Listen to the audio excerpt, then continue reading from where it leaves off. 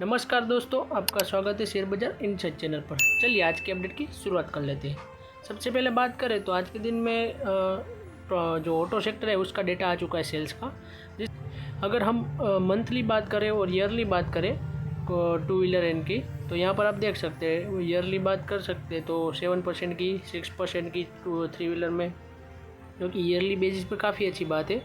और monthly basis पर भी थ्री व्हीलर सेगमेंट का डेटा काफ़ी अच्छा आया है, यानी कि बजाज ऑटो और अतुल ऑटो जैसी कंपनीज को इसका फ़ायदा होने वाला है।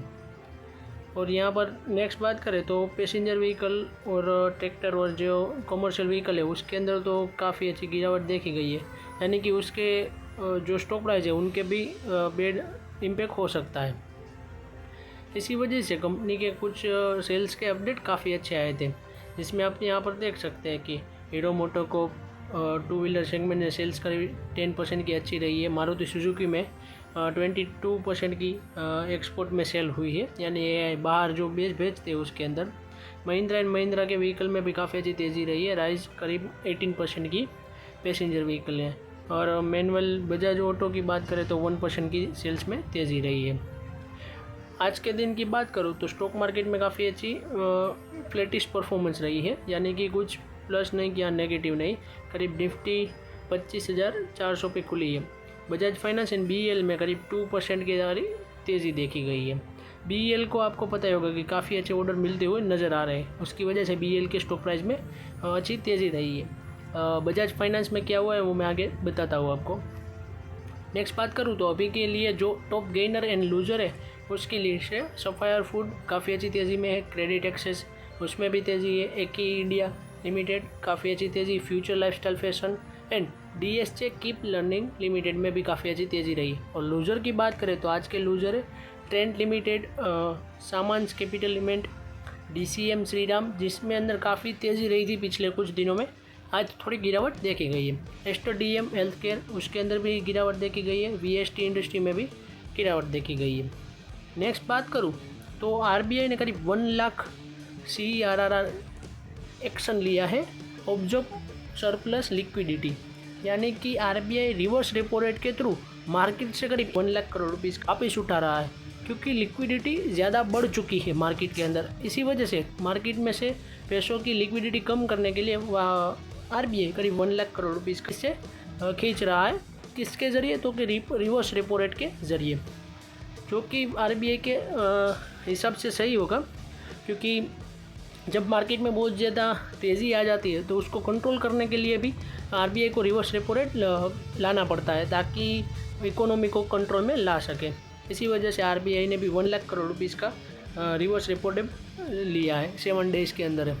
नेक्स्ट अपडेट की बात करूँ तो वो है ग्लोबल मार्केट से रिलेटेड, जिसके अंदर S&P 500 एंड नेस्डैक ने काफ़ी अच्छी तेज़ी दिखाई है, क्योंकि जॉब मार्केट का जो उनका डेटा आया था, यानी कि अनएम्प्लॉयमेंट का डेटा, वो काफ़ी कम आया था। इसकी वजह से वो US स्टॉक मार्केट में काफ़ी अच्छी तेज़ी देखी गई है। और एनवीडिया के मार्केट कैप की बात करें तो करीब $4 ट्रिलियन पहुंच चुका है, यानी कि जितनी इंडिया की GDP नहीं है उनका उतना ज़्यादा तो उसकी एक कंपनी का मार्केट कैप पहुँच चुका है।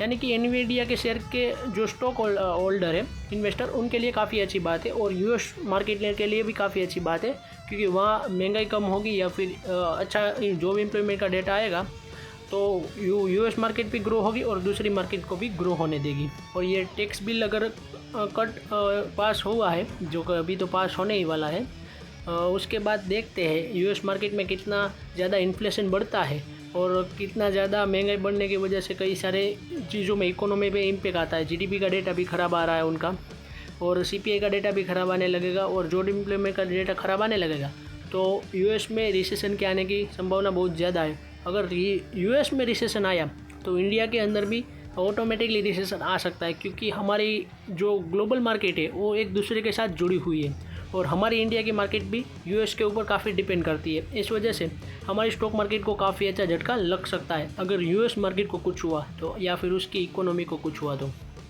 नेक्स्ट बेड न्यूज़ की बात करूँ तो वो है बजाज, एथर एंड टीवीएस अपनी मैन्युफैक्चरिंग तो कट कर रहे हैं, क्योंकि चाइना की ओर से जो रेयर अर्थ मटेरियल है यानी कि मैग्नेट का, उसके ऊपर रिस्ट्रिक्शन लगा है। इसकी वजह से यह सारी जो ऑटो मैन्युफैक्चरिंग कंपनी है वो अपना प्रोडक्शन को कम कर रही है, क्योंकि मैग्नेट नहीं मिल रहे, रेयर अर्थ मटेरियल नहीं मिल रहे चाइना की ओर से, इसलिए वह अपने प्रोडक्शन में कट कर रही है, जिसके अंदर काफ़ी कंपनीज़ को झटका लगने वाला है। जिसके अंदर सबसे पहली बात करूँ तो वो है ईवी कंपनीज़।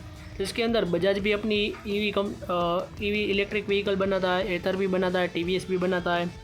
और सबसे बड़ी दिक्कत होने वाली है ओला इलेक्ट्रिक को, क्योंकि पहले से ही कर्जे में और लॉस में चल रही है। आगे आने वाले दिनों में देखते हैं, अगर मैग्नेट की प्रॉब्लम या सॉल्यूशन दूर होता है तो इन कंपनीज़ को वापस से फ़ायदा हो सकता है। अभी के लिए तो कुछ आशा नहीं नज़र आ रही कि चाइना वापस से रेयर अर्थ मटेरियल देने को राज़ी हुआ है। जब भी आता है ऐसा कुछ न्यूज़ तो मैं आपके लिए वीडियो ज़रूर लाऊंगा। बात करें तो Sensex and Nifty marginally rise हुए, यानी कि फ्लैटिश परफॉर्मेंस दे रहे हैं, मगर ग्लोबल मार्केट में काफ़ी अच्छी तेज़ी देखी गई है और ट्रेड डील की भी डेडलाइन हमारे आ चुकी है। जिसके अंदर हम बात करें तो डोनाल्ड ट्रंप ने बताया कि अगले वीक में हम एक और नई ट्रेड डील करने वाले। अगर उसकी शायद से रिक्वायरमेंट आ रही है कि इंडिया ही उसकी ट्रेड डील का पार्ट हो सकता है। अब देखते हैं, 9 जुलाई के दिन बात चल रही है कि इंडिया और यूएसए के बीच में ट्रेड डील साइन हो सकती है। यहाँ पर आप देख सकते हैं कि इंडिया एंड यूएसए के बीच में 9 जुलाई के दिन ट्रंप ने डेडलाइन दी कि इम्पोजिंग रेसिप्रोकल टैरिफ की या फिर ट्रेड डील हो सकती है। अब 9 जुलाई के दिन आने वाले बात करते हैं कि क्या होता है क्या नहीं, क्या रिजल्ट निकल कर आता है क्या फिर नहीं। मुझे तो अभी के लिए नहीं लग रहा कि सर्टेनिटी वापस आएगी, क्योंकि ये टेरिफ वाली सिचुएशन जब ख़त्म होगी तभी जाके कई सारी मार्केट में अच्छी पॉजिटिविटी देखी जाएगी। और कई सारी कंपनीज़ के ऊपर से भी एक्शन लेना शुरू हो चुकी है, जिसके अंदर यूएसए की कंपनी भी शामिल है। कई सारी ट्रेडिंग की जो फर्म्स है उनके अंदर बात चल रही है, including Citadel security, IMC trading, Millennium and over